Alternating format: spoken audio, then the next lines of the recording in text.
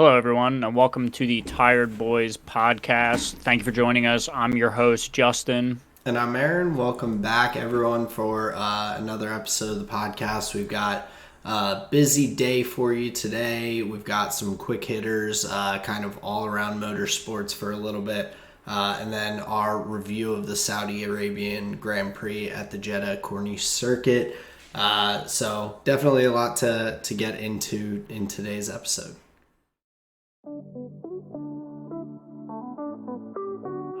This You're not chatbot 2D. for me. Yeah. So it was fun to reach out and touch you, my friend. Circuit of the Americas is where it's a track that was created for racing. So the race is a flat fee, and then it's the bake off afterwards where things get really kooky. Okay, that's where all the weirdness comes in. Mercedes definitely started planning for their new car. If Red Bull came out and was just like, Adrian Newey designed our car. Yeah. Whoa, yeah, did he really? No way. Great. Yeah, we've got a lot to go through. I'm excited to hit the F1 Academy race. I'm excited to hit the IndyCar race.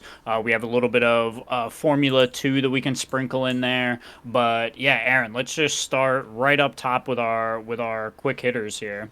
Yeah, so the first quick hitter is just a repeat offender when it comes to our conversations when it comes to F1 of late. But Felipe Massa has officially put in his lawsuit against the FIA, F1, and Bernie Ecclestone for the results of the 2008 championship, trying to just claw it back any way possible. Just at this point, I feel like he's just still going because he's committed this far to it. As opposed to like if they say, okay, like here, you get the title and we take it away from him. I think it was Alonso or I forget who. I think it's Lewis Hamilton, is it not? Oh, yes, it is. But it was Alonso who was a part of Crashgate that took away the points. Mm-hmm. And yeah, yes. Okay. So yeah, if he gets Lewis's championship from that year, like, I just don't get what he gains from that. If they're just like, yep, you're the world champion. Like, does he really...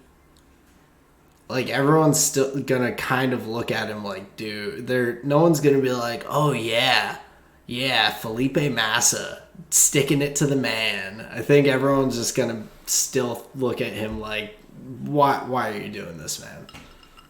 Yeah, I'm not sure the flip around in mindset would be that quick where all of a sudden we're just like, oh, Felipe Massa, like, he won he's a winner, like, good for him. Yeah. If anything, you'll just think of him as like the shystiest way to win a championship. Oh, exactly. And then like to have that and to look at like Lewis and then all of a sudden be like, well, he didn't actually equal Schumacher's record. It's like, come on, everyone. Like, get real. He's the GOAT at this point in time. So it would just be a very, very strange time, especially on F1 Twitter would be in a full-blown uproar.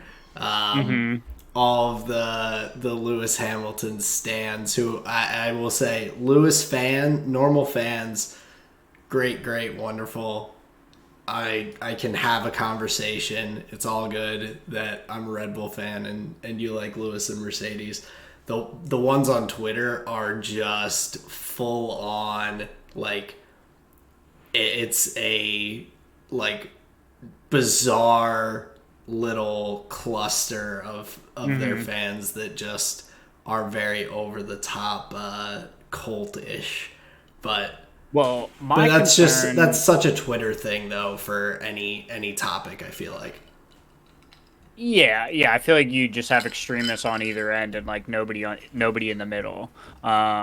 Yeah. But what I will say is, I hope Felipe Massa actually gets I hope the lawsuit goes in his favor. I hope that he becomes the first driver to win a championship in the courtroom many, many, many years later. I think it'll just set a really fun precedent for Formula 1. Oh, But definitely. here what I'm most interested to see is like Lewis Hamilton has to like pass that on in some way, or maybe Lewis decides like, okay, that's fine, but I'm gonna be the final boss of this, and he's got to beat me like in a foot race, in like a fashion show or something.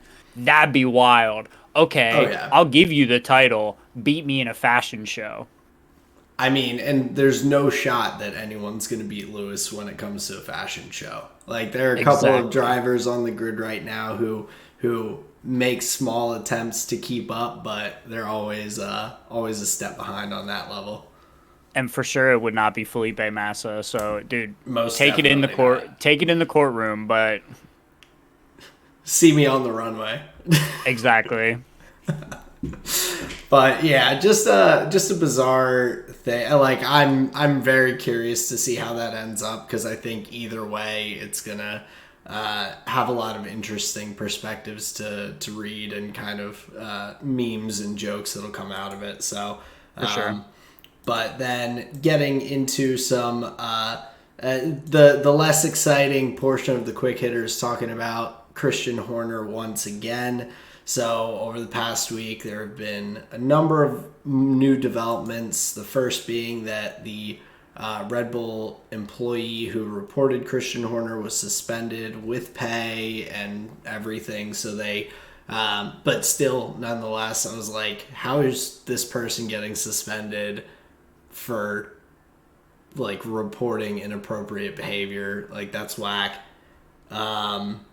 Then there was some news or kind of I think it was a rumor. I don't know if it was officially Substantiated. like, yeah, but that Christian Horner paid a settlement of 700,000 euros and Red Bull raised the total amount to 1 million for a settlement for this person.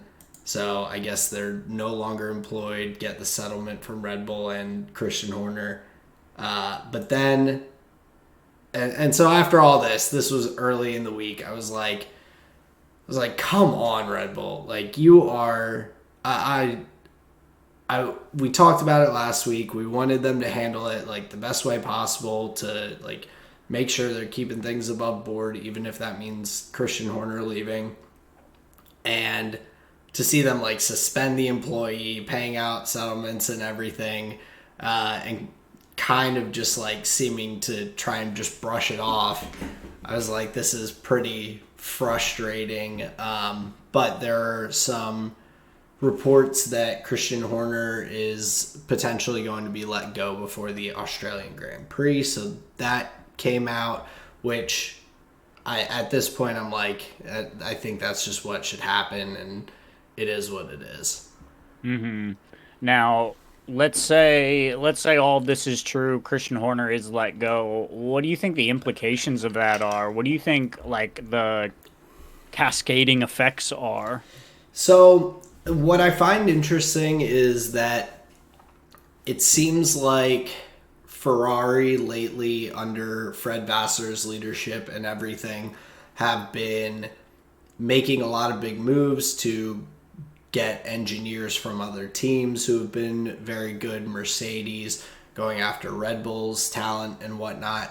And I really just don't know, like, from an employee perspective, where, like, how your loyalties kind of lie with those things. Ferrari's rumored to have, like, basically have a blank check for Adrian Newey to come over. Other, like, looking to get other employees to really boost Fred's vision. And so maybe without a long-standing like person at the top of the organization, you lose kind of higher level engineers or personnel from your team. So that could be a potential thing. I don't think all of a sudden the Red Bull car is just going to be like falling apart, wheels coming off as it's going down the straights, but I could see it kind of going into a downswing potentially due to loss of staff. Now, I was doing my best to understand, like, who, if anybody, would be available for the team principal seat. Do you think they bring somebody up from inside of Red Bull? Is there like a name that comes to mind that you think would be an easy promotion? Not off the top of my head. I to be honest, don't know a ton about the different personnel in the organization, but I would imagine it would probably come from within, since we're in season. Probably similar thing to like Alpine kind of promoting some of the higher level like directors and whatnot into kind of a dual position as a interim kind of thing until they hire someone. But that probably would be next season, I would imagine.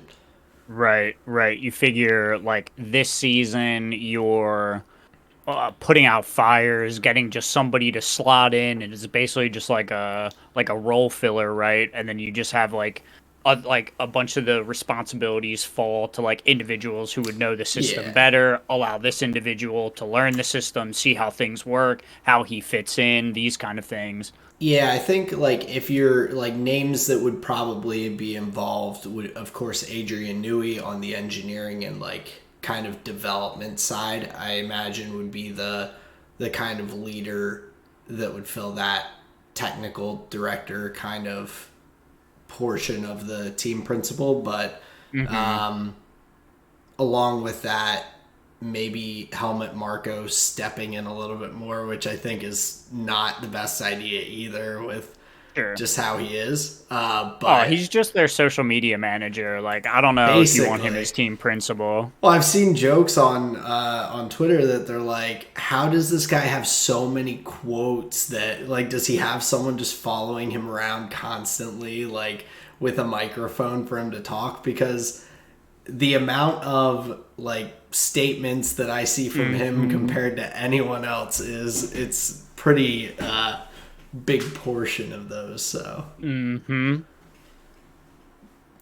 Well, yeah, I was just gonna say, so like now you like see, my joke where it's like it's really tough to like take that seriously because yeah, oh, you're right. 100%. There's like a million takes a day. Yeah, but just in general with him, I don't see him bringing that kind of value Right. to the role. So I would, yeah, I don't know. It'll be interesting to see if that ends up being what kind of results from the whole scandal. For sure, but yeah, it still seems like just more info to be gathered. Waiting for I guess like an official statement from the team. We'll see what happens probably early next week. But stay tuned. Stay tuned to next week's episode. Hopefully, we'll have some more details on that. But yeah, we had a pretty solid IndyCar race, as I understand it, here this weekend. Unfortunately, I didn't get to watch it, but Aaron, I hope you can take us through it here.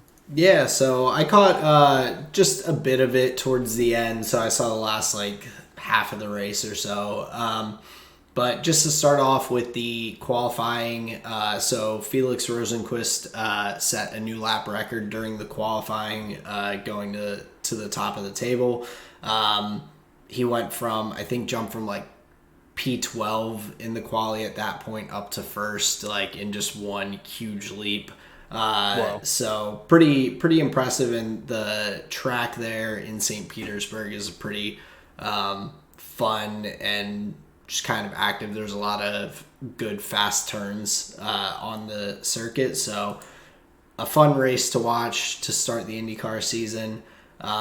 But as we kind of got down the stretch, Joseph Newgarden ended up being in the lead with, I I think there was a safety car with about 29 laps to go. He was on the softer alternate tires, so there was like questions of how long tires were going to last, but he ends up being able to ride it out to like a 6-second victory by the end of the end of the race. Just a nice drive. They were talking about some of his stats though, and all because he's, I guess, they're talking about his off-season preparation, how he's staying like a lot more focused, really just locked in, like in the best shape of his life, that kind of thing for the upcoming season. And they brought up that he's finished second place in the championship more times than he's won. And I was like, that's a pretty wild stat to just like, and not always to like the same person either, but just to be like right there. I think he's finished second like 3 times, finished first twice or something like that. Damn.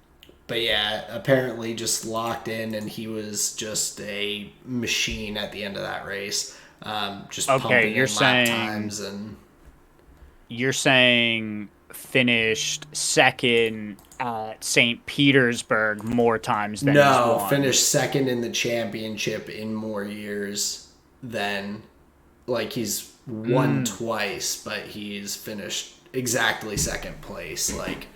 Gotcha. Okay. More often. Right. So that speaks to the like consistency of this guy. If he is not the best in a year, he is often second best, or competing for that first seat. That's pretty solid. Yeah, and so like been driving at a very high level for a while, but seems like especially after that race, jumping out as kind of the front runner for the upcoming season. So. I mean, it's, again, a long IndyCar season similar to F1, but definitely a good start for him. Not so great start for Romain Grosjean. He DNF'd. He had a incident where he just, like, ran into the back of someone at a turn. Just a stupid mistake that ended up getting him a drive-through penalty. It's what brought out the safety car with like 29 laps to go. And so he's just ended up DNFing from, I think, the damage to the car and also to his position after the restart. And also he dropped down from, I think, like P11 to P21 or something like that for the drive-through. So yeah, not much of a chance at points and everything anyway. So just took the car in for the weekend. Gotcha. Yeah, you want to see, especially for our boy Grosjean, you want to see him start the season strong. So that's really unfortunate. But he is, he is quite an aggressive driver, so no surprise that he's, right on somebody's gearbox in that regard. Yeah, just he similar to one of the drivers that we'll talk about later on. But too many like small mistakes strung together. It's like he's got great pace when he's in qualifying or when he's got like clean air, but when he starts getting into those neck and neck battles and rubbing his racing and all, as they say over in IndyCar and NASCAR and all, he just can't perform the same way he can in that like quality atmosphere, it seems like. So definitely a bummer with that. But to move over to the Formula One and the Saudi Arabian weekend, we kind of want to start off with getting into the F1 Academy notes and kind of the review of that. It was I was excited seeing like all the drivers and teams like with their posts supporting all of their F1 Academy drivers, drivers showing up for the races and everything for qualifying sessions. It was good that they were, like, in my opinion, it looked great having them all involved, and it seemed like genuine. Yeah, I think there's, alongside the teams partnering with the drivers specifically, so there's like for the victor of a bunch of the weekend, Doreen Pin, she's sponsored by Mercedes, right? So it's I think a good look for Mercedes, for the drivers of Mercedes, and just as a whole to like not only show support for your driver, but also for this series. Because yeah, I know like especially Lewis, big proponent of getting females into the sport and all of this. So yeah, I think it's great that their F1 drivers are kind of supporting the movement that the organization that they drive for is supporting. Like if you get what I'm saying. Yeah, and I think like with the from the team perspective too, it's cool seeing them like really push the content with the F1 Academy teams and drivers and everything too. Seeing them really like emphasize that, I think, is just good for the sport as a whole. We've talked about like wanting to grow the sport. It's growing to America, but there's still a large portion of the demographic or the population that is kind of an untapped demographic, getting more women and just everyone interested in F1 instead of it being so male dominated. So it's cool. Yeah, like spreads a positive message out there. Well, and like you were saying about like just so much coverage, where you're referencing, social media posts from, drivers and teams, but to talk about coverage, it's great to see it on the F1 website on their broadcast. Because if you remember when we talked about it last year, like we could only see results. I don't believe they like in their maiden year had like a broadcast that they streamed to. Season, I think they eventually at least had full race replays if they didn't have like live. So but it was, like, I just say it to say. Okay, gotcha. Yeah, so I just say it to say like it's kind of come a long way, and it's given fans because obviously like how can you be a fan of something if you can't like really watch it and engage with it. So yeah, I think that's huge this year for it, and it will definitely allow us to continue enjoying it, and like you were saying, bring in other demographics that maybe racing wouldn't be their first thought, but this would be a good way in for them. So yeah, very very cool in that regard. Yeah, and so talking about some of the drivers that just like kind of I found like caught my interest over the weekend with their performance and different things that I was reading up on them. But Dorian, I think Pin or Payne, she's French, but she's Mercedes Academy driver. I looked back at some of her different kind of racing career up until now, but she's done some World Endurance Championships. She was doing F3 testing, Formula 4 single-seater, Southeast Asia and United Arab Emirates championships. But then on the weekend, like she just kind of knocked it out of the park. She had the 2 pole positions, the first one by 0.8 of a second and the second one by 0.6. So for their qualifying, it's your 2 fastest times count as your Q1 or your first qualifying session and second. So in both of those, she was just head and shoulders above the rest of the field. Then, of course, she finishes in P1 in both races, but with the kind of funky disqualification in the second race for taking the checkered flag twice, the second win got passed over to the P2 Abby Pulling, who's with Alpine Academy. Well, bro, that's just so hurt. Honestly, that's so hurt. Because, like, is that not everybody else's responsibility except hers? Like, Oh, yeah, 100%. It was like the team like was like cheering and excited, and all took off the headsets, and no one was like, yeah, nobody told her the race was over. Yeah, so like, not on her at all. Just I'm sure it's maybe like there is some percentage that is the driver's responsibility to like understand their position kind of in a race on track, pay attention to how many laps are left. Sure, there's some amount that I think is like on the driver for that, but with the amount of driver to team communication that is not only necessary but like present in modern day formula racing. It's wild to me that anybody gets a double checkered flag penalty. And like, to me that's just like way more on the team than her. Oh, 100%. It's entirely on the team, and it's just such a silly mistake. Like, there's no one stayed on to even be like, congratulations, that's the flag. Like, they're just like ripping the headphones off and just cheering without even being like, yo, good job in the car. Like, that never happened. The first thing that happens when races finish in F1, even if like there's been times where Lewis, Max are like, is that it? Like, yep, that's the checkered flag. And they're like, oh, okay.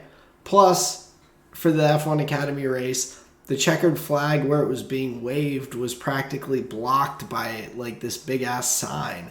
So Okay. it was like not even easy to notice potentially if you're like actually out there. So yeah, no fault of her own. I don't think, but to talk about the driver who the race one was passed down to, so Abby Pulling, she had a very nice weekend overall, getting that race win.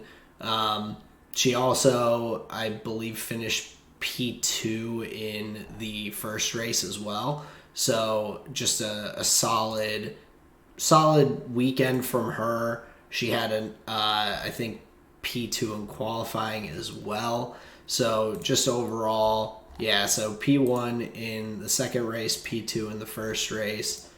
Qualifying, she was second in both as well. So very consistent, strong performance from her. Just a little off of Pin's pace. Yeah, tough one for Pin, but yeah, Abby Pooling in the like you said, from the Alpine Academy, just yeah, great start, and good to be there when the penalties are handed out. Like, that's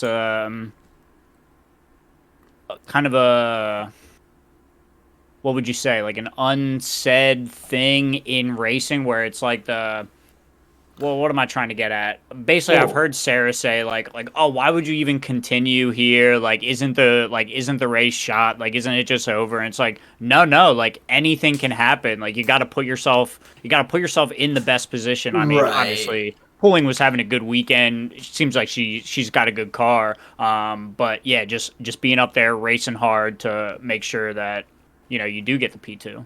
Yeah, but it's also like probably. I mean, I'm sure she's like happy with her performance and all, but in my mind, I don't know if I would like think of it as a win in my mind. Like, you still Oh, of course actually not. finish. So like, it's not the way you would want to get P1, but at the same time, the points and everything else definitely will take it.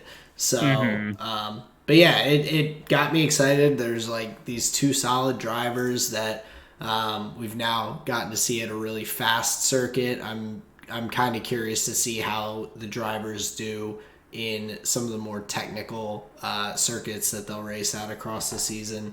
So just excited to continue checking that out and seeing kind of the talent pool across the year. I think it'll be interesting to see if any of those drivers get more opportunities with like some of even like F3 or kind of in that track from this series.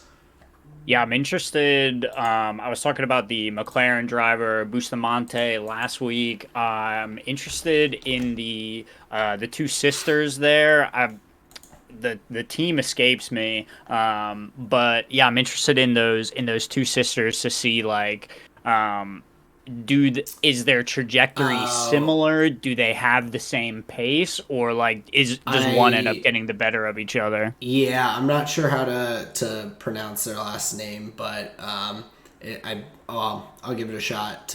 But the Al Kubasi sisters, yeah, Yeah, you got it. for MP Motorsport. I'm not sure if that's how you pronounce it, so apologies if I mispronounce that there. But To be fair, I'm pretty sure that's how the casters were saying their name, Alkabazi. okay, so well, Mm, not too far off, yeah.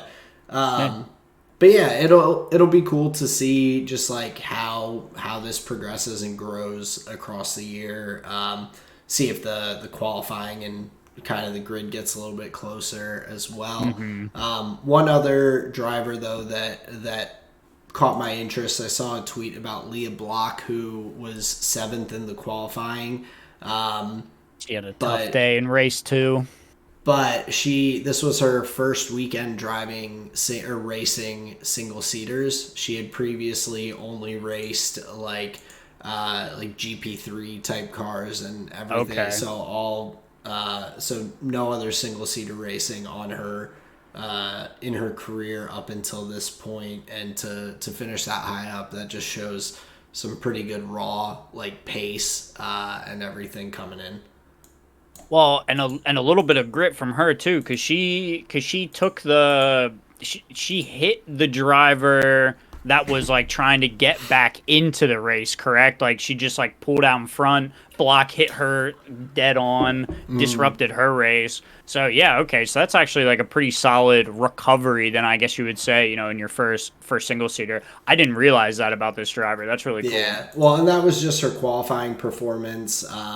So she ended up finishing P11 in the second race, and then was DNF'd in race 1. So it's still a tough weekend, but for the qualifying performance and everything, like that's nothing to be embarrassed about when it's your first opportunity in a single seater. So yeah, a lot to look forward to.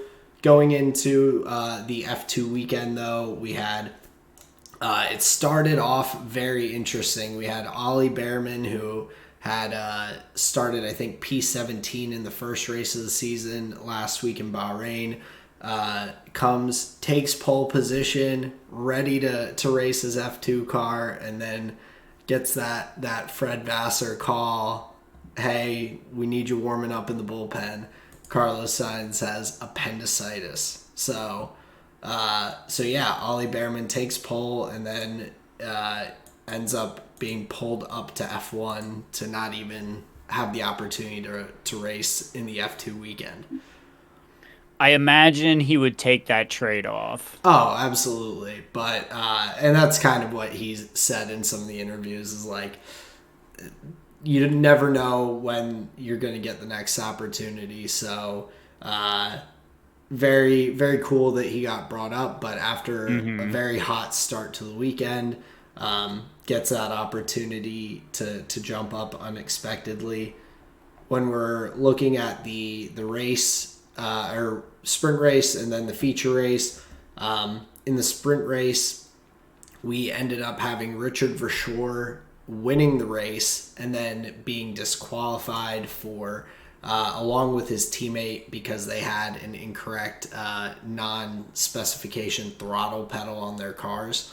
So the sprint race win and P10 for Stanek were taken away. So losing out on that, Dennis Hauger, who's in the Red Bull Academy, gets promoted from P2 to the win there. So similarly to polling, like putting yourself in that good position, and sometimes luck finds your way or comes your way with the points there for him. But Whoa, so they're using non-regulation throttle pedals. so the what I saw was they were found to have an incorrect throttle pedal progressivity map, which I assume is some sort of like computerized system for increasing the throttle. Something was just not was installed that like was not up to the FIA like regulations or whatever for F2. Damn, dude, they found their throttle booster hacks, man. Yeah, so Like where you just have to tap the throttle, but it like then like the computer does the rest of the work and you actually get like more force. it's like when you have the autopilot on for those old like arcade racing games at the skating rink where There you go. they have it set up like that because you're like wearing rollerblades trying to press a pedal on a car thing, car pedal. Hell yeah! Wow, that's crazy. I wonder how they like activated those cheats if they had to like up down left right A B up down left right. I don't know. I don't think we'll ever find out, but Probably never find out. We got to get yeah, for sure on the pod.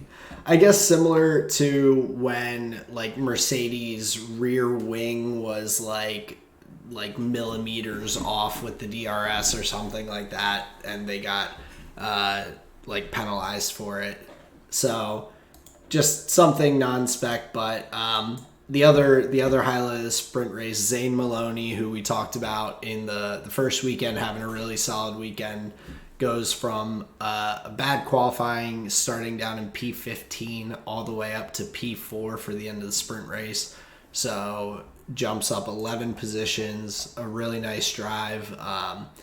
And then in the feature race, we had Enzo Fittipaldi, who's been a mainstay of F3 and then F2 for a couple years now, putting in a nice drive, getting the win. Just really, it was very well driven, and he was very emotional after the race. His uncle passed recently, and so he dedicated it to his uncle. So just a very nice win and nice moment for him after the race. Hell yeah, that's awesome. Yeah, so definitely some good F2 action. We've got F2 has a lot of races across the season as well, so we'll get to kind of see some of the performances, particularly keeping an eye out though for Ollie Behrman. He had a good year last year in F2. I mean, he did, and then to get the pole position in the F2 race, yeah, and then put in the drive he did in F1, it'll be interesting to see if he kind of keeps up that consistency performance across the year. Yeah, and it's often a lot of these Formula 2 drivers that you'll see like on the broadcast, in the pits, on the paddock, giving like insights to people. So a lot of these F2 drivers, obviously just like Oliver Behrman, they're going to be the ones that have the highest potential to get, Formula One seats, get, free practice sessions with a team and things like this. So it can be, it can be, I'll say at least interesting to know some of the F2 drivers that are kind of making waves and kind of in the conversation, because a lot of times they'll be the ones, like we said, getting tests for, the big F1 teams. But yeah, that's sick for Fittipaldi. Hope the dubs continue. That's sweet.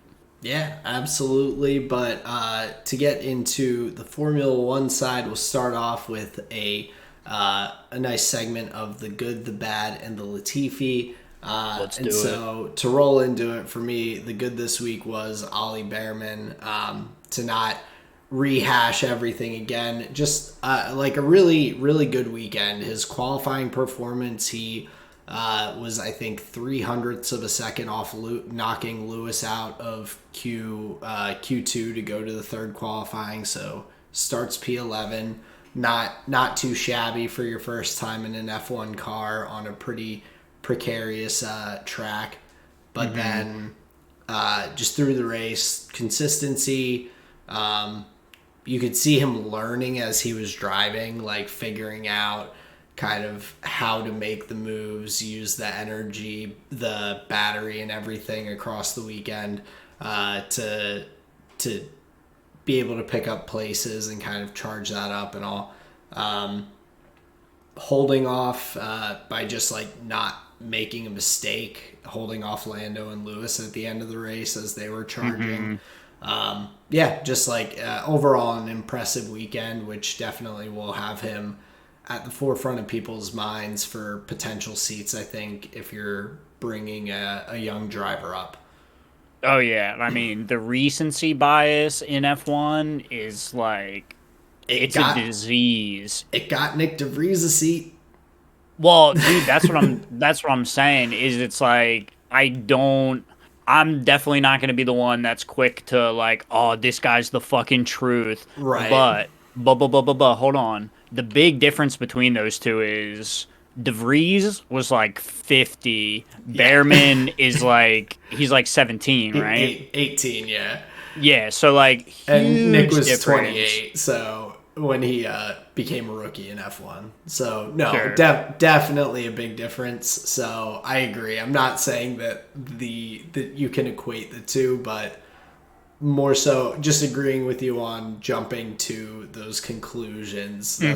That's why I'm curious to see how he performs across the F2 season, and everything. See how he looks and if he's really putting in those solid performances there as well. Sure, yeah. But honestly, dude, if you look at the onboards, like Kid was just struggling with his neck so bad. So like, Did do you we see honestly his? want him? Did you see the neck pad after the Yeah. race? It Well, was that's what I'm so saying. messed up. Yeah, it was like That's what I'm saying. dented it. Yeah, weak neck, man. Hey, I can't It's imagine going like you're used to a certain level of that, but in the F2 cars that are tighter and smaller, you're more like locked in. These big F1 cars, and all of a sudden you're going like 2 Gs faster and braking so much harder. My neck would be freaking crooked by the end of the race. Oh, for sure, dude. I don't blame him. I was just like basically just kind of clowning on some of the discourse around like his race Oh, in it's so particular. funny. They're like, yeah, but it's like whatever, man. He had a good day, All the but drivers talk about that being a tough one on the neck too. this is true. I mean, it's yeah, pretty high speed. I'll give you one here for the good. Alexander Albon, he is continually close to the points, and especially in this race, like it does feel like he is quite a scrappy driver, pretty aggressive, and he's clearly like looking to improve his position at every stage of the race. He's always looking for more. Where sometimes it feels like the drivers that are in either like low to back marker cars are they just kind of relegate themselves to that position. They just say like, all right, let's just finish it out, not make any mistakes, like these kind of things. But that's not the sense that I get from Albon, and especially in this race, you see he gets some really strong overtakes done, especially that late lunge that he had to make the overtake. Yeah, not for like points positions, but he's being aggressive. He's looking for these opportunities, and I really like that from somebody that like clearly isn't done with their own Formula One career, and he continues to impress me in a lesser than piece of machinery. And I find him just to be a really exciting driver, and he did it again this weekend. Yeah, I will 100% be on board with that. I like Alex a lot. I think he's a really smart driver as well. I think he, like you said, very thoughtful about how to make his moves, like planning out kind of his overtakes and opportunities and everything to make those like late lunges actually work and not be a late lunge that sends you off into the runoff area and having to give the position back and whatnot. Yeah. Which I think that happened to Piastri, if I remember correctly, with Lewis. Multiple times. Yeah. Multiple So, times he had to give the position back. yeah, but I think overall, like Alex is a great driver. I would love to see him. I feel like Williams really appreciates him and like gives him the proper like respect and everything in terms of his driving and input as kind of the team leader there. And I would love to see Williams kind of come up to the front with him, just like purely from development. I imagine though that he'll probably end up with another opportunity at a front running car instead. So, but that would be pretty cool to see if Williams is able to continue the progress that they've made with the car, to move further up the field with him. But to move on to the bad for me, Yep. it was Alpine once again. Pierre DNFing after the first lap, just making it through to bring it to the pit box after some, I forget what it was, if it was gearbox trouble or some sort of power issue with the car. Sure, some type of mechanical failure, just to say, like, not his fault, car fault. But which is, I think we'll say car fault a lot this season when it comes to Alpine, because even with that, and that car not being great, Ocon actually had, in my opinion, a pretty nice drive with the overtake opportunities he took. Granted, I think him even having the opportunities to make his overtakes was almost entirely due to Kevin Magnussen's like train that he got going a second and a half slower per lap than his teammate to hold everyone up.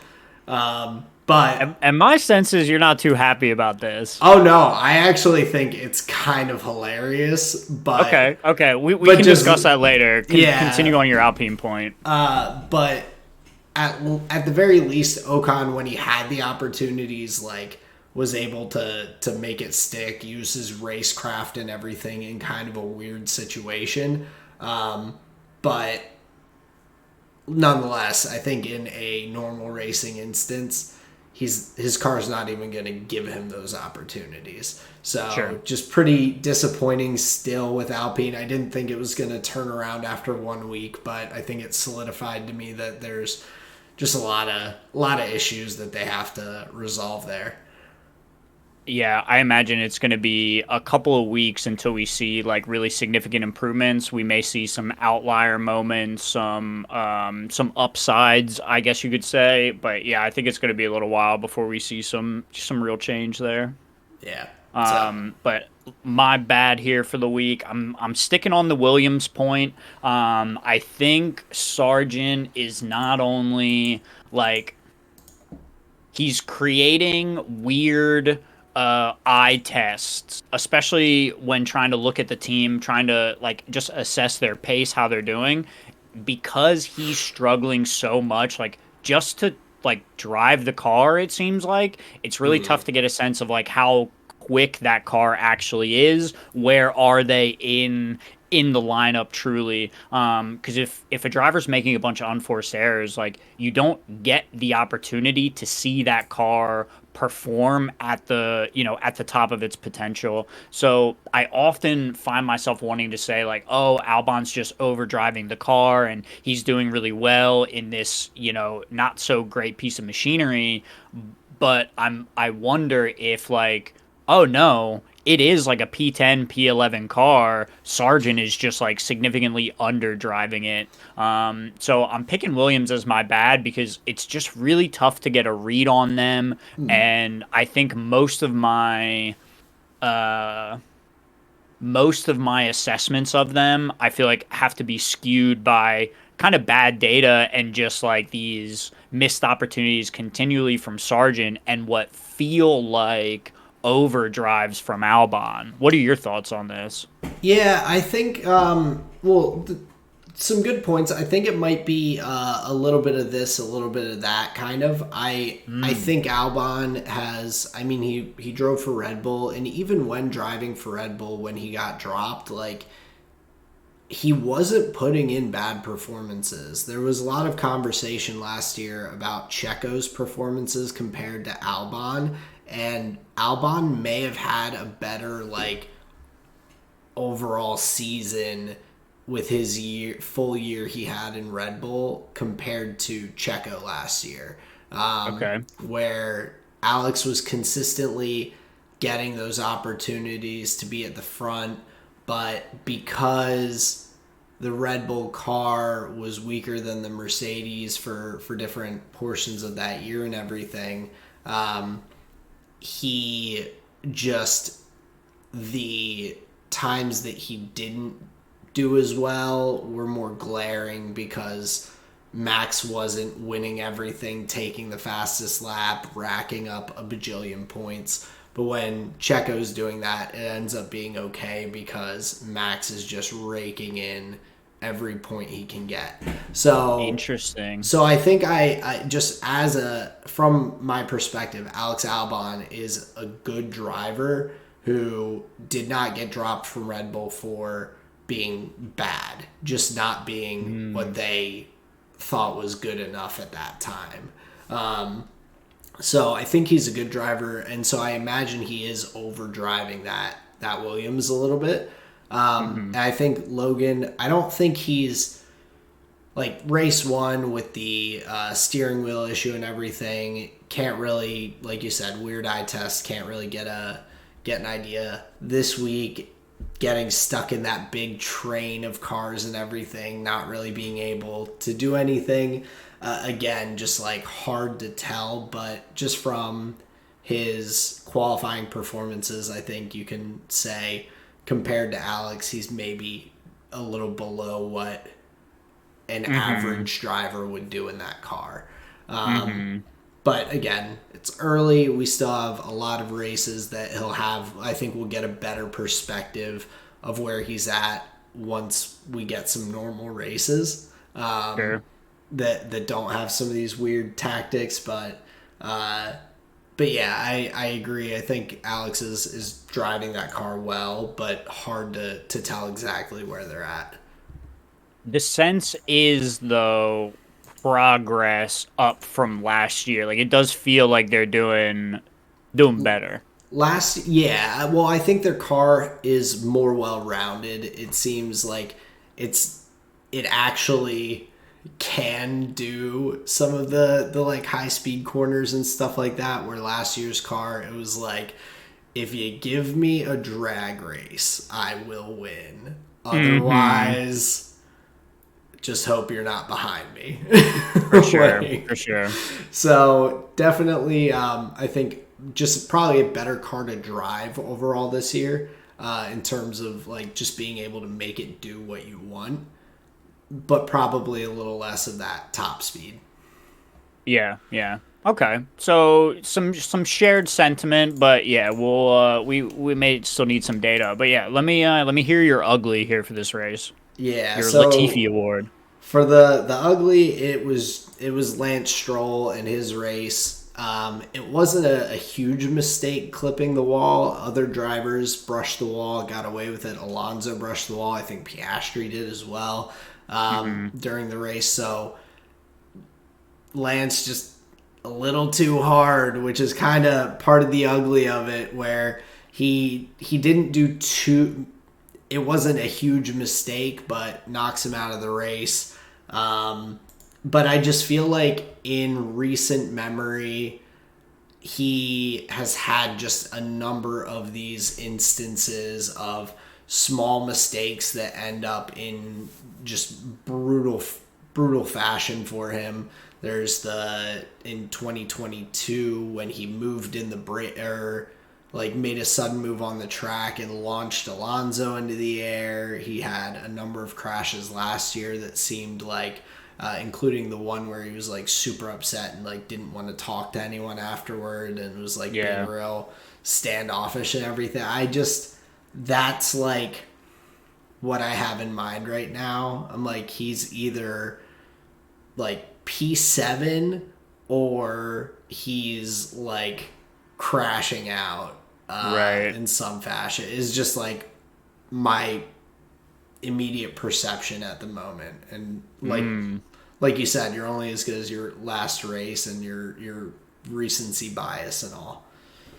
Yeah, it's interesting. Like it does feel like a pretty low floor for him in that regard, and just like an average ceiling. And yeah, it's either these like really hot or cold performances. So I would definitely agree. The only like silver lining that I will offer him is Charles made the same mistake at Monaco that cost him the exact same thing, where just literally a light touch on that, what would you say, just opposite wheel breaking the suspension, and then you just can't turn the car anymore. So it's a very minor mistake, it seems like, that any driver has the possibility to make. You're just trying to shave a little bit off that corner, ends up costing it. But yeah, I would tend to agree.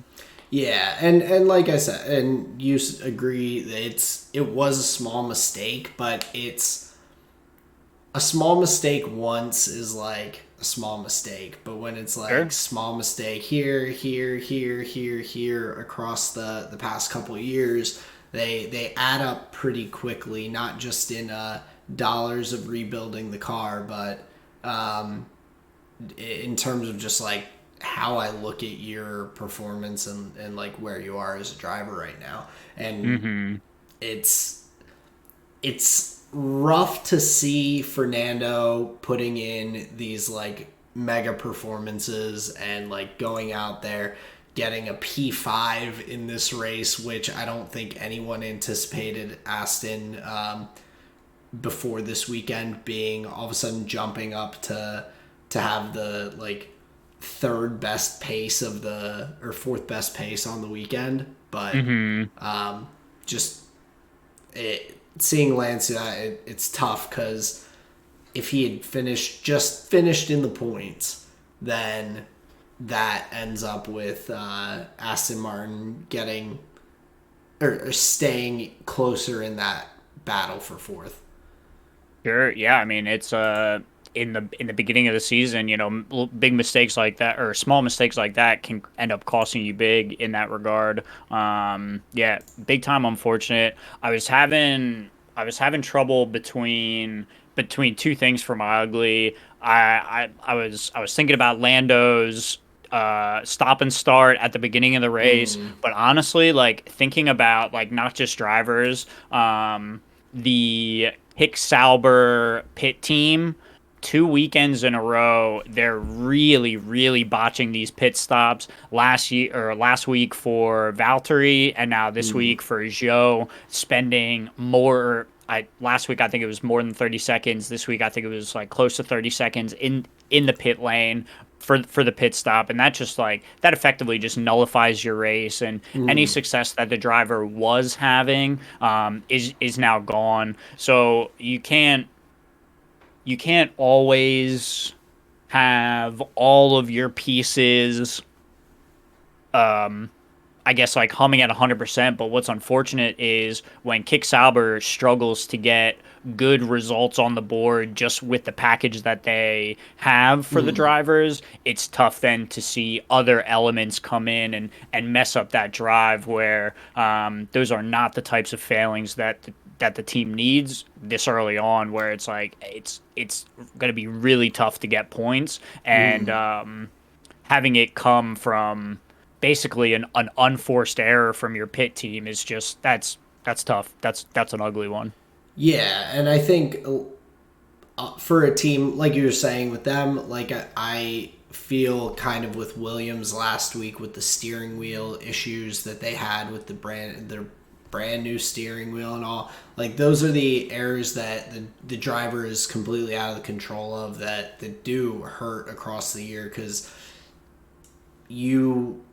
any opportunity to get points for those teams is like huge. I mean, we saw the battle last year come down to like teams with like 10, 15, 20 points for those last few positions and everything. And it's like you need to put yourself in that position to snatch that point up if you get the opportunity, like Joe was able to do last week. He was in P11. He was right there.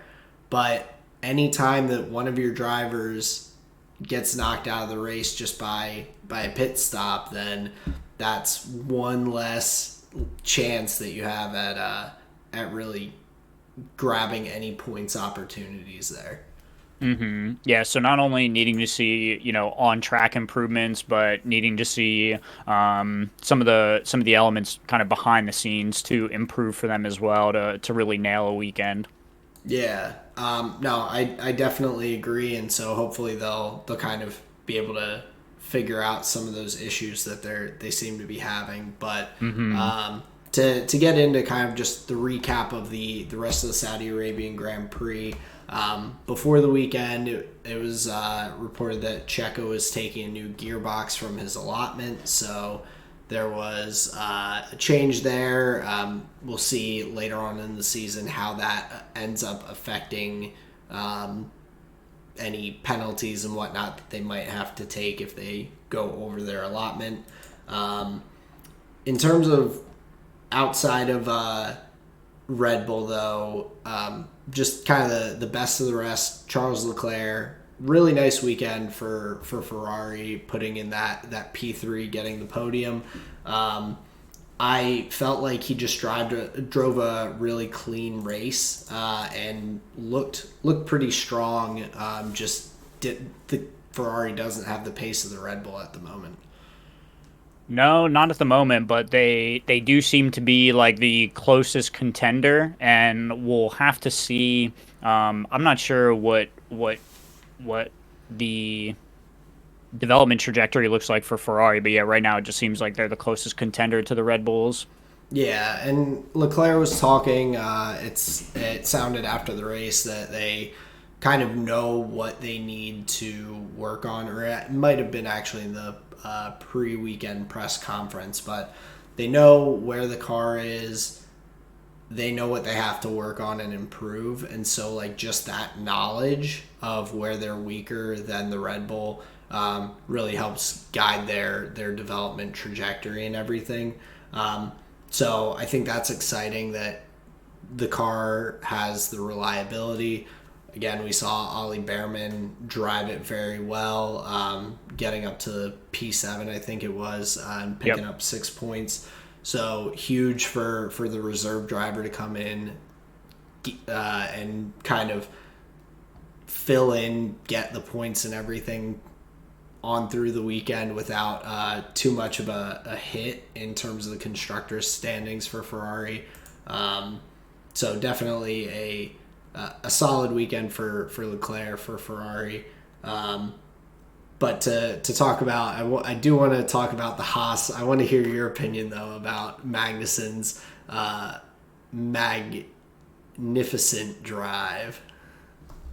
I think we need more teammate action like that in Formula One. It is interesting when it occurs. Obviously, it makes it like a really boring race for those behind. And like if you're a fan of those teams that are caught in a uncommon strategy call like that, but it shows creativity. It shows a little bit of gusto, I think, and I'm encouraged to see strategies like that. Yeah, it's like a little uncommon. It's a little, we'd call it cheese in the League of Legends community, but honestly, if it gets you the points, it gets you the points. It's not against the rules. And So, go ahead. okay, no, finish that thought. I was just going to say, and every single one of your favorite drivers has done the exact same thing to get themselves points. Yeah, well, and what I was gonna ask you, kind of as a devil's advocate in a way. So last year, last race of the season, Abu Dhabi, we're looking at Mercedes and Leclerc potentially trying to back up the Mercedes drivers. He doesn't end up doing it, but he was on the radio being like, I'm 3 seconds ahead. Should I slow down enough over these last like 2 laps to back up Russell into Checo? I think it was at the end of the end of the race to potentially give Checo the P3 and hold off Mercedes in the championship, and they don't end up doing it. But like, would that be unsportsmanlike? Like, this is for 1 point what he was doing and everything. That's for like like, where is there a line there at all, or do you say like all's fair with like, as long as you're not racing dangerously, like do what you need to secure the points?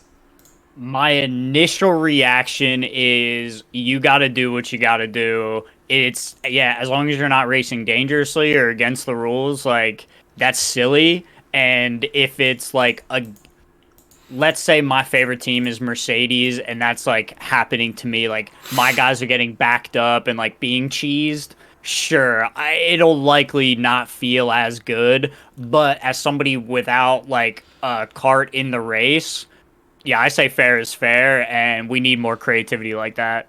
And when Lewis was trying to back up Nico Rosberg in the 2016 championship to stop him from winning. I say go for it. I think the only thing that puts the Magnussen move in question is the fact that he did cut a corner to get in the front of that like train and had a 10-second penalty for that. So that's the only curious precedent, because like it was after they had pitted, so he didn't have to like serve the penalty. Like it would be interesting to see if that causes stewards to like maybe look at the rule book in terms of like what the penalty is based on like the actual race action. So what I mean by that is, say this is the position, Kevin Magnussen like cuts the corner, you see what he's doing and everything, you're like, he's getting a penalty, it's a slam dunk, like gain position, leaving the track, boom.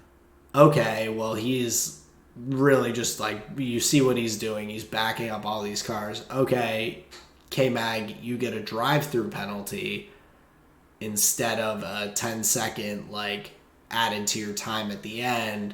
Sorry, you got to get out of this little group, roll it through the pit lane, lose 20 seconds, and yeah, that feels worse. out. Well, I think feels worse, because then it's like them like deciding on who gets to win here. Well, but yes and no to an extent, because the like this is more so when you're like, the penalty came, I'm pretty sure, after Magnussen was already like stretching a gap to Hülkenberg. So that gives those drivers that are just stuck behind Magnussen the opportunity to actually get into the race for the points, as opposed to just being stuck behind a car on a, and to be honest, Jeddah is a like fun track to watch because it's fast and all. It's not a fun track when it comes to like actual wheel to wheel racing. Like there's in those windy sections, like no, the Haas was too wide. There was no chance of like hardly anyone other than these late lunge attempts like being able to get past him. So in like, I think making a penalty decision based on circumstances might be something I'd be interested to see. But again, you could say, like you said, they're kind of deciding what happens in the race instead of letting it play out. I do see your point of like trying to close the loophole of teams being able to like sack one driver's race because something bad happened and use that as like effectively like a bruiser, you know. I definitely see what you're saying, and I don't change my mind a little bit. To be honest, I don't have a full preference. These are just both sides that I've been seeing about this argument. Yeah, of course. I thought it was very interesting. I thought it was the most interesting thing that they were showing through the whole race. Sure. Max was just gone with the wind after, and then behind Lando after the safety car, and then just gone again, off to go and think about what sim race he's gonna, or what circuit he's gonna sim race later that night. Just, I mean, I thought it was fun to watch Magnussen, like, and to have something to like pay attention to. The tire strategy wasn't anything because of the safety car. Everyone just jumped on the hard tires. The only interesting thing was like Lando being a beast and keeping those mediums on for like 33 laps.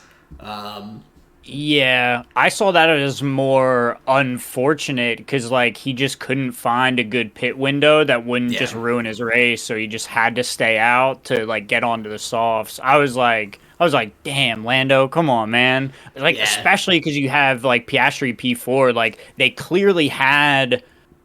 they were able to get one driver onto the main plan, right? It Right. just didn't come up for Lando, so that's unfortunate. Yeah, it's just the difference of strategy with their qualifying. They kind of like Sure. end up deciding to split strategies. Oscar ends up with that really long stint on the hard tire, and they gambled with Norris just like Yeah. Mercedes did with Lewis. Kind of same thing happened to both teams essentially with George and Oscar getting the better of it. But at Jeddah, you can kind of assume that there's going to be safety cars and things. So it seemed like Mercedes and Lewis and Lando were both kind of holding out for that to some extent as well. Like Sure. hoping for the lucky safety car that they get the free pit stop and don't lose a position.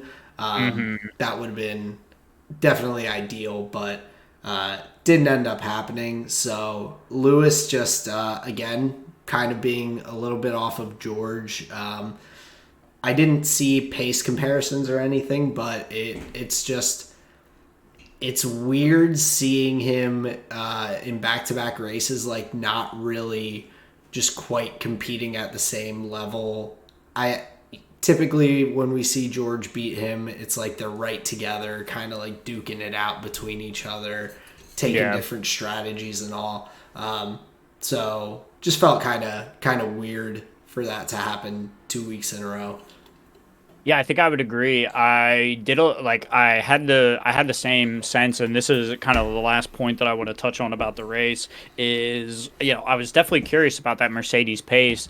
If you look into it, it seems like they're still having trouble in kind of taming their rear end. It seems like throughout the weekend, like if you look at the wing setup that they were using, like across the free practice sessions and then in qualifying and then in the race, it seems like especially for Lewis's car, they just weren't happy with like whatever wing setup they were using. They would like gain here, lose there. Okay, you change this. They would gain here but lose this. So it's been this like constant kind of hunt for this rear end for the Mercedes, and it seems like based on kind of the data that I've been seeing, they're still struggling with that bottoming issue that they've been dealing with since 22, and especially in the not flat out turns, but like the medium to high speed turns, like especially in Jeddah, like turn 6 through 10, the sweeping section, like Yeah. they're just not able to kind of lock in the grip for those sections where, Lewis is, stated as not having confidence in his rear end in sections like that. So it's really tough, like you're saying, to see the Mercedes struggle. Like, and it's not even their drivers; it's their mechanical solutions and their aero solutions that they're still trying to lock in. But even with that, they're still fighting not near the sharp end, but close to the top. George still getting some good pace out of the Mercedes. So I think it seems like they're quite close and know what they're trying to dial in.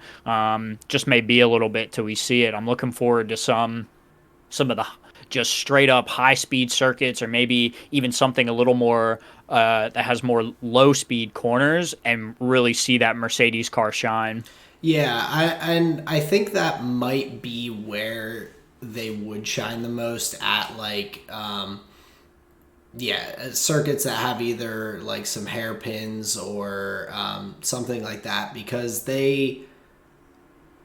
Lewis, I think, has consistently across the years I've watched him, he talks a lot about the way that the rear wing feels when he's driving, and all. He talks about how the car is like too draggy with the bigger wings and everything at some circuits when he's tested different setups. But then that gives them that better aero and the better like high speed corners, but I feel like he doesn't like that He doesn't like feeling that slow on the straights. To trade that for those like faster high speed corner sections and all. So maybe at those just straight out fast tracks with some of the more slow speed corners that might work. But even with that, I feel like the Mercedes didn't have like a heavy pace advantage on the McLarens and they're still behind the Ferraris right now. So I'm not. I think they still have some work to do with the development for sure to kind of get into that spot where they feel more comfortable.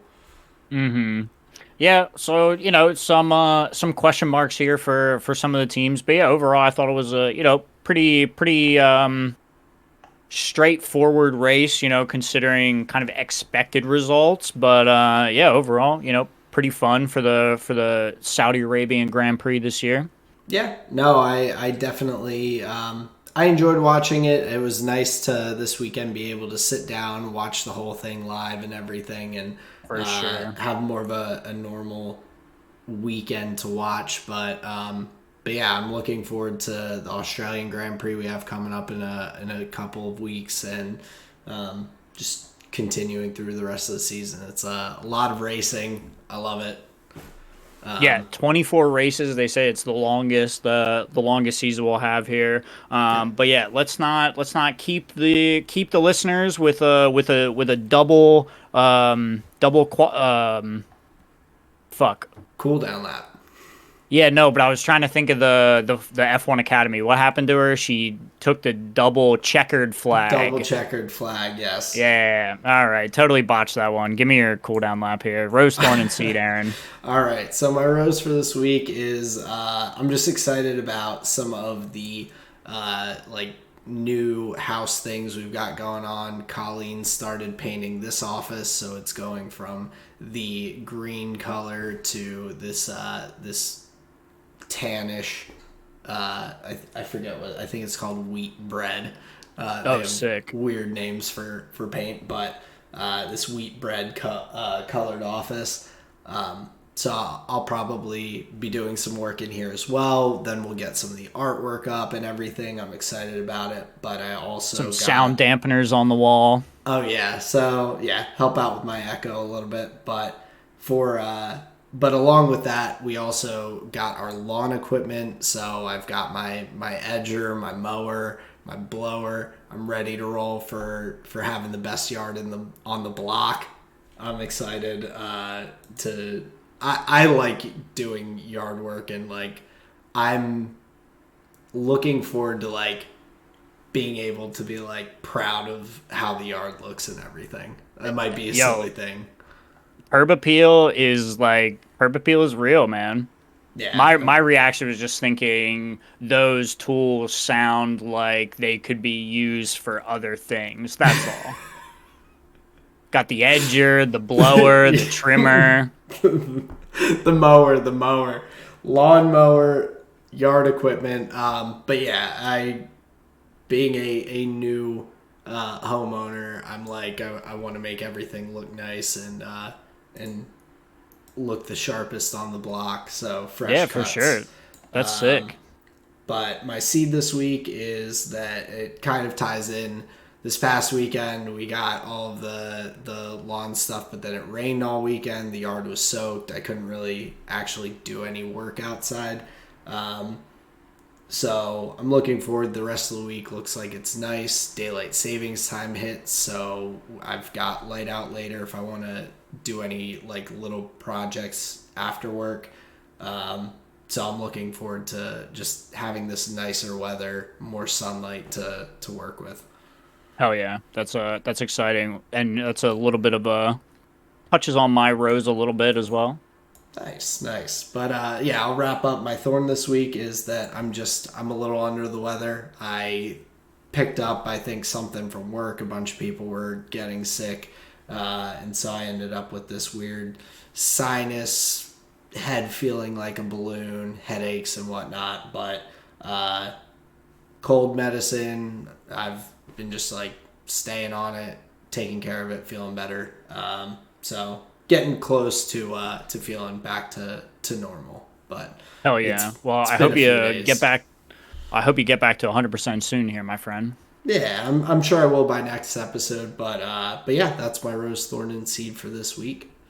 Hell yeah. So, a little bit of, spring cleaning related stuff. Gonna get out in the nice weather. Looking forward to it. That's pretty cool. That's what my rose was. Bunch of, pretty warm, nice days here recently. So my rose here, having some window open weather, getting a nice breeze in, getting the old musty winter out of the house. So yeah, all good stuff in that regard.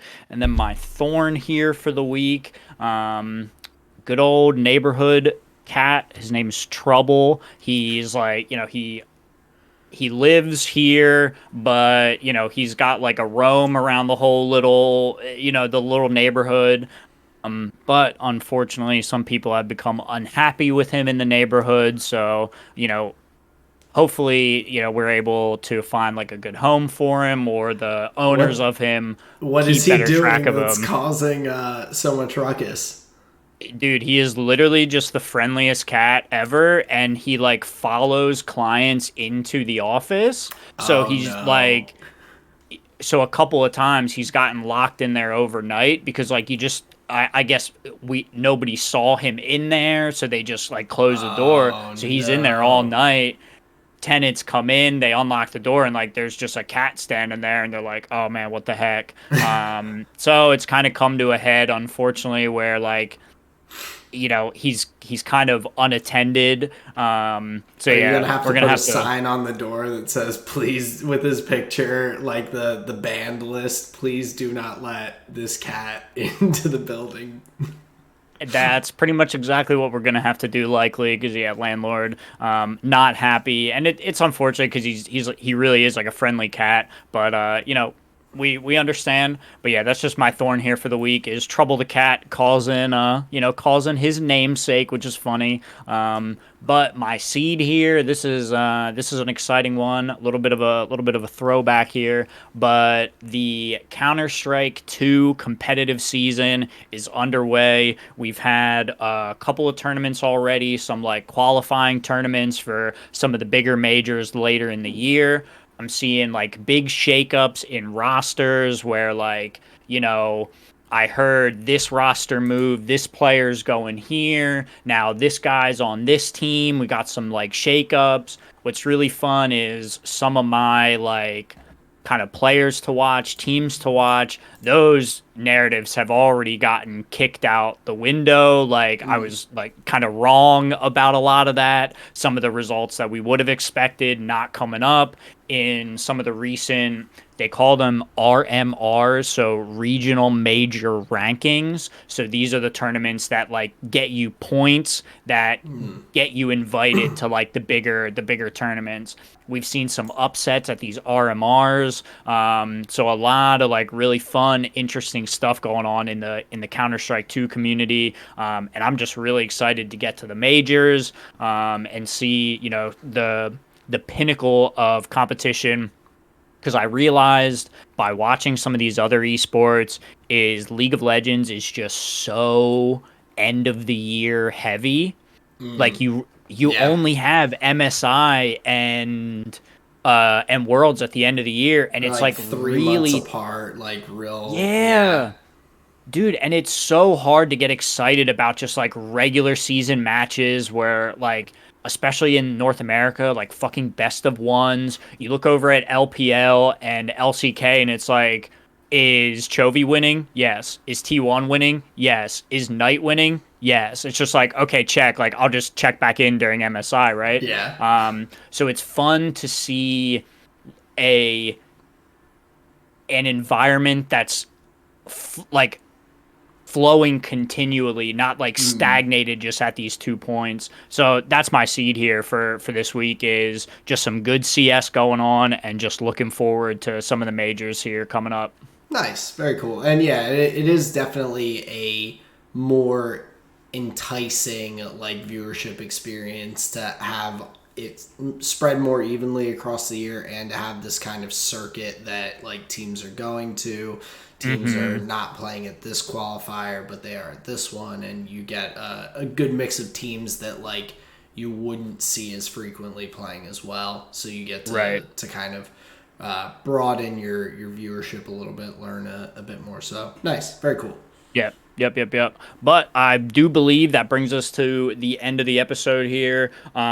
Just want to say some words here. We're looking to hit 100 subscribers here by the end of this Formula One season. Looking to, set a goal in that regard. So if you enjoy what we're doing here, please throw us a like, throw us a subscribe. We're trying to hit that goal for the end of the year. As far as next episode goes, we're going to have a preview for the Australian Grand Prix. We're going to include a new segment called Get to Know, where we're going to do a deep dive on the Australia Grand Prix as a whole, talk about the circuit, and learn about some of maybe the historical moments that have made the Australian Grand Prix kind of what it is on the calendar. So please look forward to that. But from me, just want to say thank you very much for listening. We really, really appreciate it. Yeah, like Justin said, like, subscribe. We're looking forward to putting out a lot more episodes across the season, doing race reviews, talking about the different circuits, hopefully getting some live streams up and going later on for some of the races. But yeah, thanks for watching. We really appreciate it, and we will see you on the next episode. Yeah, take care, everyone. Peace out.